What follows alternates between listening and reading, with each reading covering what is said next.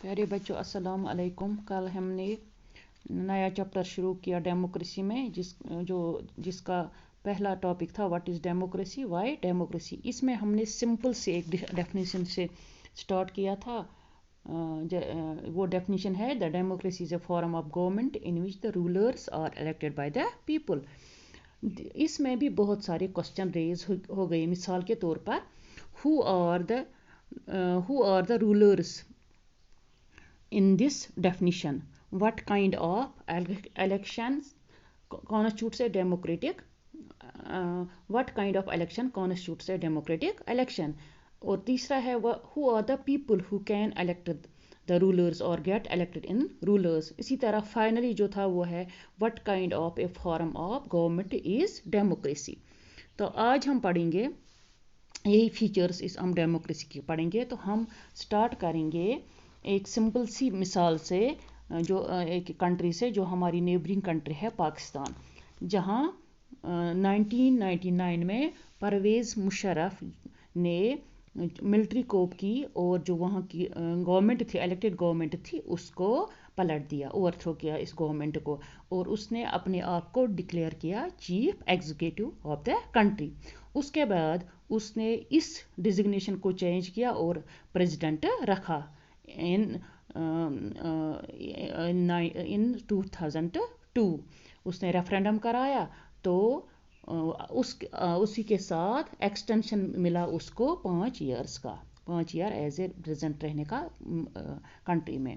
Pakistani media, human rights organisation या democratic activist जो भी थे, उन्होंने इस रेफरेंडम को कहा ये एक फ्रॉड था, ये एक फ्रॉड है, माल प्रैक्टिस है। इसके बाद उसने अगस्त 2002 में एक उसने ऑर्डर इशू किया। उसमें उसने कहा कि जो एक लीगल फ्रेमवर्क ऑर्डर इशू किया जिसकी वजह से अमेंडमेंट किया उसने पाकिस्तान के कॉन्स्टिट्यूशन को। उस ऑर्डर के हिसाब से वहाँ का जो प्रेसिडेंट है वो कभी भी डिसमिस कर सकता है नेशनल या प्रोविजनल असेंबलीज को। अब जो वहाँ की सिविलियन कैबिनेट थी, इसको सुपरवाइज कर रही थी नेशनल सिक्योरिटी काउंसिल, जो ज़्यादातर उसमें जिसको काउंसिल को डोमिनेट किया गया था वहाँ के मिलिट्री ऑफिसर्स ने। इस लॉ के पास होने के बाद वहाँ इलेक्शंस हो गए, नेशनल असेंबली के लिए भी, प्रोविजनल असेंबली के लिए। तो पाकिस्तान हैड इलेक्शंस, बट जो इलेक्टेड रिप्रेजेंटेटिव्स थे उनके पास कुछ पावर्स आ गई, लेकिन फाइनल जो पावर था वो किसके पास, या डिसीजन पावर जो था वो मुशर्रफ के ही पास रहा। तो हम ये क्लियरली कह सकते हैं कि वहाँ वहाँ जो रीज़न था इस क्यों पाकिस्तान जो जनरल मुशर्रफ के अंडर था, वहाँ की इस गवर्नमेंट को हम डेमोक्रेटिक गवर्नमेंट नहीं कह सकते हैं। क्योंकि हमने पहले ही कहा था, डेफिनेशन में कहा था कि democracy is a form of government in which the rulers are elected by the people. वहाँ का जो रूलर था, जो रूलर्स थे या रूलर था प्रेसिडेंट, उसको इलेक्ट नहीं किया गया था लोगों ने रिप्रेजेंटेटिव्स इलेक्ट किए थे नेशनल असेंबली के लिए, प्रोविजनल असेंबली के लिए, लेकिन उन जो वहाँ इलेक्टेड रिप्रेजेंटेटिव्स थे आज, वो असली जिन रिप्रेजेंटेटिव्स को लोगों ने चुना था वो असल में वहाँ रियली रूलर्स नहीं थे, बल्कि वहाँ एक और मिलिट्री ऑफिसर या मिलिट्री प्रेसिडेंट हुकूमत करता था। इलेक्टेड गवर्नमेंट जो थी, इलेक्टेड रूलर्स जो थे, जिन्होंने इलेक्शन के ज़रिए लोगों ने चुना था, वो फाइनल डिसीजन में नहीं होते थे, फाइनल डिसीजन वो नहीं ले सकते थे। जो फाइनल पावर था, डिसीजन लेने का पावर था, वो मुशर्रफ के पास था, न कि इन लोगों के पास जो चुने गए थे, जो इलेक्टेड थे। ऐसा बहुत सारी डिक्टेटरशिप्स में होता है, मोनार्कीज किंग्स में इस तरह के हालात होते हैं। उनके पास इलेक्टेड पार्लियामेंट होती है, गवर्नमेंट होती है, लेकिन जो असली पावर होता है वो وہ الیکٹڈ نہیں ہوتا ہے جس طرح مشرف تھا. وہ الیکٹڈ نہیں تھا, حالانکہ لوگوں نے ریپرزینٹیڈ چنے تھے, لیکن فائنل ڈیسیجن ان کے پاس نہیں تھا بلکہ مشرف کے پاس تھا, جنہوں نے جو خود بخود آیا نہ کہ الیکٹڈ آیا ہے. اس طرح بہت ساری کنٹریز میں ایسا ہوتا ہے. تو یہاں ہم اس کو نہیں کہیں گے کہ this can't be called the people's, this کی not be call the people's rule, کیونکہ یہاں لوگ اب رول نہیں کرتے ہیں, یہاں لوگوں کی گورنمنٹ نہیں تھی, لوگ ڈیسیجن نہیں دیتے, کیونکہ لوگوں نے ووٹ ڈالے اپنے ریپرزنٹیٹیوز کو, لیکن ریپرزنٹیٹیوز وہاں جا کے پھر حکومت میں کوئی ڈیسیجن نہیں لے پاتے ہیں. تو یہ ہمیں فرسٹ فیچر دیتا ہے democracy. The final decision making power must rest with those elected by the people. لیکن یہاں جو پاور ہے وہ الیکٹڈ لوگوں کے پاس نہیں ہے بلکہ اور کسی کے پاس ہے, نہ کہ ان کے پاس ہے جن کو لوگوں نے چنا ہے. اس طرح دوسرا فیچر جو ہے ڈیموکریسی کا fair and free electoral competition, دوسرا فیچر. اس کے لیے ہم مثال لیں گے چائنا سے, جہاں ہر 5 سال کے بعد الیکشن ہوتے ہیں.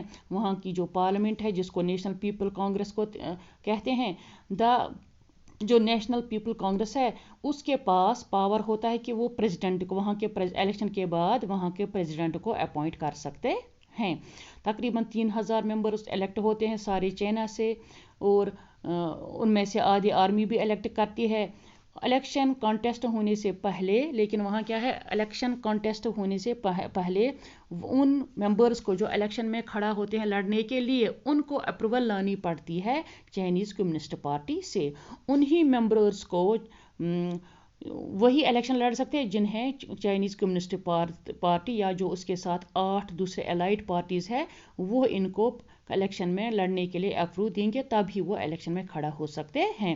تو پچھلے سال جو 2002 یا 2003 تک کے جو الیکشن وہ اسی طرح سے ہوئی ہے. یہ گورنمنٹ جو ہے, یہ وہاں کی جو گورنمنٹ ہے چائنا کی, وہ ہمیشہ کمیونسٹ پارٹی ہی بناتی ہے.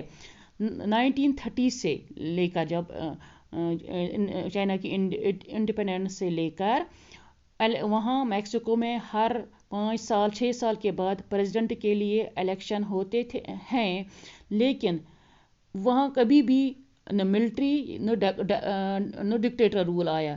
ہر 6 سال کے بعد الیکشن ہوتے ہیں, لیڈرز کو چنا جاتا ہے, تو لیڈر کو بائی ووٹنگ ان کو چنا جاتا ہے. لیکن ہر سال وہاں کے جو الیکشن ہیں وہ جیت جاتے ہیں کون سی پارٹی, یہی جس کو PRI بولتے ہیں, یا کمیونسٹ پارٹی ہی جیتتی ہے, یا انسٹیٹیوشنل ریولوشنر پارٹی. حالانکہ وہاں اپوزیشن پارٹیز بھی الیکشن کانٹیسٹ کرتے ہیں لیکن وہ کبھی بھی نہیں جیت پاتے ہیں. جو PRI ہے وہ الیکشن میں بہت ساری ڈرٹی گیمز کھیلتی ہے.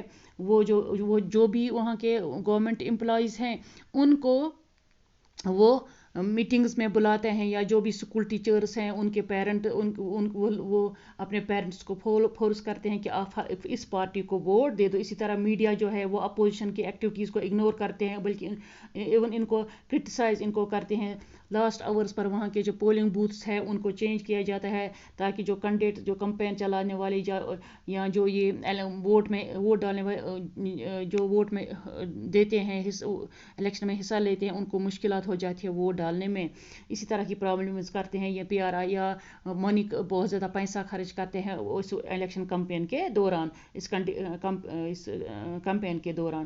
تو اسی طرح ان الیکشنز کو ہم کہیں گے کہ کیا ہم ان الیکشنز کو کہیں گے کہ یہ electing they are fairly electing their rulers. کیا اس حکومت جہاں رشوت بھی ہو, جہاں پیسہ بھی دیتے ہیں الیکشن میں, گورنمنٹ امپلائیز کو مجبور کیا جاتا ہے آپ کس کو ووٹ دے سکتے ہو, یا پولنگ بوتھس کو کیپچر کیا جاتا ہے یا شفٹ کیا جاتا ہے, کیا اس طرح کی کمپین یا اس طرح کی گورنمنٹ ہم کہیں گے کہ یہاں فری الیکشنز ہوتے ہیں. اسی طرح ہم دیکھیں گے اب وہاں بہت سارے اور پرابلمز ان چائنا میں کیا ہے, الیکشنز لوگوں کو چوائس آفر کرتے ہیں وہ اپنی جو ان کو رائٹ ہے کہ وہ رولنگ پارٹی کو چوز کر سکتے ہیں اپنے کینڈیڈیٹس، لیکن ان کینڈیڈیٹس کو پہلے اپروو لانی پڑتی ہے کمیونسٹ پارٹی سے. اسی طرح جو لوگ وہاں کے ہیں وہ ان کے پاس چوائس ہے، لیکن ریئلٹی میں یا پریکٹس میں ان کے پاس کوئی چوائس نہیں ہے. There was no way the ruling party could be defeated. وہاں کبھی بھی اس رولنگ پارٹی کو ڈیفیٹ نہیں ملتی ہے. تو اس طرح سے ہم دوسرا یہ فیچر اس ڈیموکریسی کے لیے انڈرسٹینڈ کرنے کے لیے ایڈ کر سکتے ہیں کہ جو الیکشنز ہولڈ ہوتے ہیں وہ کسی طرح کے بھی الیکشنز ہولڈ کرنا سفیشینٹ نہیں ہے ڈیموکریسی کے لیے. کس طرح سے ہم الیکشن کریں گے فراڈ کے ذریعے سے، کس طرح سے، یہی سفیشینٹ نہیں ہے ایک ڈیموکریٹک گورنمنٹ کے لیے. بلکہ election must offer a real choice between political alternatives. وہاں اصل چوائس ہونی چاہیے، نہیں کہ 2-3 پارٹیاں دی گئی وہاں گورنمنٹ کی طرف سے ہی یہ پارٹی اس کو افورڈ، بلکہ وہ لوگوں کو فری اور فل چوائس ہونی چاہیے وہ کس طرح سے اپنے کینڈیڈیٹس کو چن سکے، کس پارٹی کو اپنائیں گے. تو اس طرح سے ہم دوسرا پوائنٹ ایڈ کریں گے، اس دوسرا فیچر ہم ایڈ کریں گے، that is a democracy must be based on free and fair elections where those currently in power have a fair chance of losing. تو اس کا مطلب ہے ڈیموکریسی میں، ڈیموکریٹک الیکشنز میں لوگوں کے پاس ایک تو فل چوائس ہونی چاہیے الیکشن کنڈکٹ کرنے کے لیے اور کمپیننگ کے لیے اور اپنا لیڈر چننے کے لیے.